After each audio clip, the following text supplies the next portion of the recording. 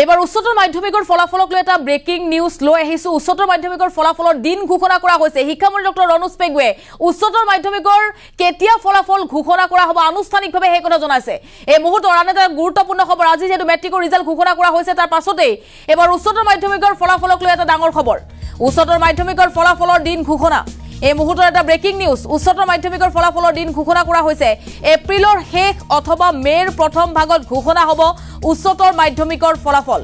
শিক্ষামন্ত্ৰী ডক্টৰ ৰনোজ পেগুৰ আনুষ্ঠানিক ঘোষণা যি সকল পৰীক্ষাৰ্থীয়ে উচ্চতৰ মাধ্যমিকত অৱতীৰ্ণ হৈছিল এই পৰীক্ষাৰ্থীসকলৰ বাবে ডাঙৰ খবৰ মেট্ৰিকৰ ফলাফলক লৈ মন্তব্য কৰিছে শিক্ষামন্ত্ৰী গৰাকীয়ে মেট্ৰিকৰ ফলাফল ঘোষণা কৰাৰ পাছতে উচ্চতৰ মাধ্যমিকৰ ফলাফলক লৈ ডাঙৰ খবৰ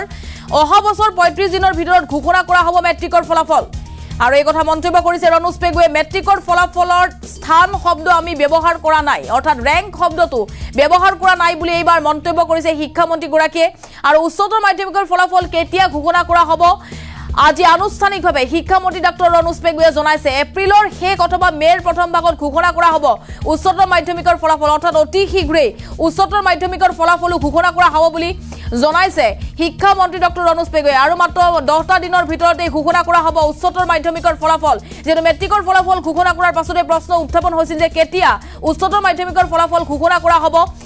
আৰু আজি আনুষ্ঠানিকভাৱে উচ্চতৰ মাধ্যমিকৰ ফলাফলক লৈ বৃহৎ মন্তব্য কৰিছে শিক্ষামন্ত্ৰী গৰাকীয়ে লগতে মন্তব্য কৰিছে অহা বছৰ মাত্ৰ 35 দিনৰ ভিতৰতে মেট্ৰিকৰ ফলাফল লাভ কৰিব শিক্ষাৰ্থীসকলে এই মুহূৰ্তত শিক্ষামন্ত্ৰী ডক্টৰ ৰনোজ পেগুৰ মন্তব্য আছে প্ৰথমতে শুনক মন্তব্য 16 ফেব্ৰুৱাৰীৰ পৰা 4 মাৰ্চলৈকে মেট্ৰিক পৰীক্ষা এছএছএলসি পৰীক্ষা অনুষ্ঠিত হৈছিল আৰু আমি 45 দিনৰ ভিতৰত তাৰ মানে 1.5 মাহৰ ভিতৰতে এইবাৰ ফলাফল ঘোষণা কৰিছো আৰু মই এই বছৰ আগতীয়াকৈ ঘোষণা কৰিব বিচাৰো যে অহা বছৰ আৰু 10 দিন আমি আগুৱাই যাম তাৰ মানে আমি 35 দিনৰ ভিতৰত আমি ফলাফল অহাবাৰ ঘোষণা কৰাৰ কাৰণে টাৰ্গেট ৰাখিছো ফলাফল যথেষ্ট আশাব্যঞ্জক 75.7 অলমোস্ট 76% ষ্টুডেন্ট পাস কৰিছে সকলো উত্তীৰ্ণ ছাত্ৰ ছাত্ৰীলে মোৰ শুভেচ্ছা জনাইছো যিসকল অনুত্তীৰ্ণ তেওঁলোককো মই উৎসাহ যোগাও যে তেওঁলোকে যাতে পুনৰ প্ৰস্তুতি চলায় এটা প্ৰচেষ্টা চলায় আৰু নিশ্চিতভাৱে তেওঁলোকৰ দ্বিতীয় এটেম্পটত তেওঁলোকো সফল হ'ব বাকি যেটো ষ্টেণ্ড কৰা নকৰা এটো অন্য ৰাষ্ট্ৰত কতো নাই বা অন্য দেশতো তেনেকে কোনো নাই আৰু এই ষ্টেণ্ডটো বা পজিশনটোৱে উচ্চ শিক্ষাৰ কোনো অনুষ্ঠানত নামভৰ্তিৰ ক্ষেত্ৰত ছাত্ৰ ছাত্ৰীক কোনো ধৰণে সহায় নকৰে তেওঁলোকে কম্পিটিটিভ অল ইণ্ডিয়া কম্পিটিটিভ এক্সামিনেশ্যনত যাবই লাগিব আমি অন মেৰিট কোনে মানে আটাইতকৈ বেছি নম্বৰ পাইছে হেতু কৈছো কিন্তু পজিশন শব্দটো আমি নাই লিখা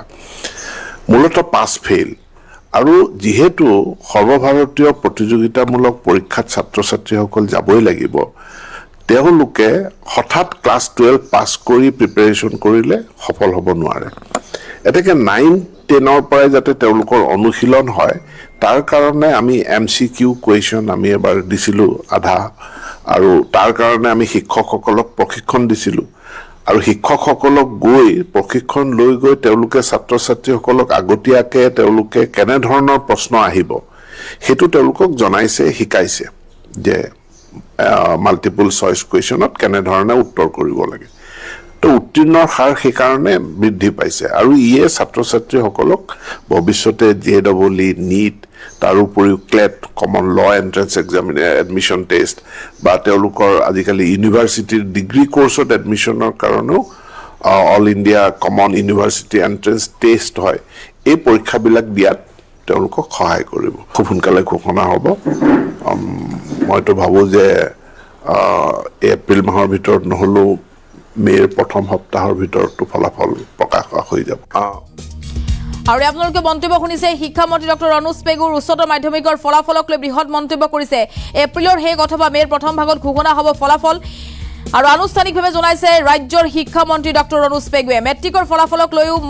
মন্ত্ৰীগৰাকীয়ে মন্তব্য কৰিছে অহা বছৰ 35 দিনৰ ভিতৰত মেট্ৰিকৰ ফলাফল ঘোষণা হ'ব বুলি জনাইছে আৰু এইবাৰ মেট্ৰিকত স্থান শব্দটো ব্যৱহাৰ কৰা নাই বুলি জনাইছে শিক্ষামন্ত্ৰী গৰাকীয়ে আৰু মেট্ৰিকৰ ফলাফল ঘোষণা হোৱাৰ পাছতে যেহেতু প্ৰশ্ন উত্থাপন হৈছিল যে কেতিয়া ঘোষণা হ'ব উচ্চতৰ মাধ্যমিকৰ ফলাফল আজি আনুষ্ঠানিকভাৱে শিক্ষামন্ত্ৰীগৰাকীয়ে উচ্চতৰ মাধ্যমিকৰ ফলাফলক লৈ বৃহৎ মন্তব্য কৰিছে কি কৈছিল শিক্ষামন্ত্ৰীগৰাকীয়ে পুনৰ শুনক মন্তব্য ফেব্ৰুৱাৰীৰ পৰা 4 মাৰ্চলৈকে মেট্ৰিক পৰীক্ষা SSLC পৰীক্ষা অনুষ্ঠিত হৈছিল আৰু আমি 45 দিনৰ ভিতৰত তাৰ মানে 1.5 মাহৰ ভিতৰতে এইবাৰ ফলাফল ঘোষণা কৰিছো আৰু মই এই বছৰ আগতীয়াকৈ ঘোষণা কৰিব বিচাৰো যে অহা বছৰ আৰু 10 দিন আমি আগুৱাই যাম তাৰ মানে আমি 35 দিনৰ ভিতৰত আমি ফলাফল অহাবাৰ ঘোষণা কৰাৰ কাৰণে টাৰ্গেট ৰাখিছো ফলাফল যথেষ্ট আশাব্যঞ্জক 75.7 almost 76% student pass কৰিছে সকলো উত্তীৰ্ণ ছাত্ৰ ছাত্ৰীলে মোৰ শুভেচ্ছা জনাইছো যিসকল অনুত্তীৰ্ণ তেওঁলোককো মই উৎসাহ যোগাও যে তেওঁলোকে যাতে পুনৰ প্ৰস্তুতি চলাই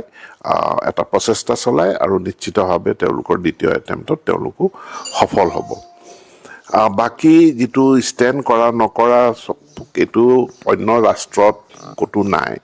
বা অন্য দেশতো তেনেকে কোনো নাই আৰু এই ষ্টেণ্ডটো বা পজিশনটোৱে উচ্চ শিক্ষাৰ কোনো অনুষ্ঠানত নামভৰ্তিৰ ক্ষেত্ৰত ছাত্ৰ ছাত্ৰীক কোনো ধৰণে সহায় নকৰে তেওঁলোকে কম্পিটিটিভ অল ইণ্ডিয়া কম্পিটিটিভ এক্সামিনেশ্যনত যাবই লাগিব আমি অন মেৰিট কোনে মানে আটাইতকৈ বেছি নম্বৰ পাইছে হেতু কৈছো কিন্তু পজিশন শব্দটো আমি নাই লিখা মূলত পাছ ফেইল আৰু যেহেতু সৰ্বভাৰতীয় প্ৰতিযোগিতামূলক পৰীক্ষাত ছাত্ৰ ছাত্ৰীসকল যাবই লাগিব তেওঁলোকে হঠাৎ ক্লাস 12 পাস কৰি প্ৰিপাৰেচন কৰিলে সফল হ'ব নোৱাৰে এটাকে 9-10 পৰাই যাতে তেওঁলোকৰ অনুশীলন হয় তাৰ কাৰণে আমি MCQ কোৱেশ্চন আমি এবাৰ দিছিলো আধা আৰু তাৰ কাৰণে আমি শিক্ষকসকলক প্ৰশিক্ষণ দিছিলো আৰু শিক্ষকসকলক গৈ প্ৰশিক্ষণ লৈ গৈ তেওঁলোকে ছাত্ৰ ছাত্ৰীসকলক আগতীয়াকে তেওঁলোকে কেনে ধৰণৰ প্ৰশ্ন আহিব হেতু তেওঁলোকক জনাইছে শিকাইছে যে মাল্টিপল চইচ কোৱেশ্চনত কেনে ধৰণে উত্তৰ কৰিব লাগে তো উত্তীৰ্ণৰ হাৰ সেই কাৰণে বৃদ্ধি পাইছে আৰু ইয়ে ছাত্ৰ ছাত্ৰীসকলক ভৱিষ্যতে JEE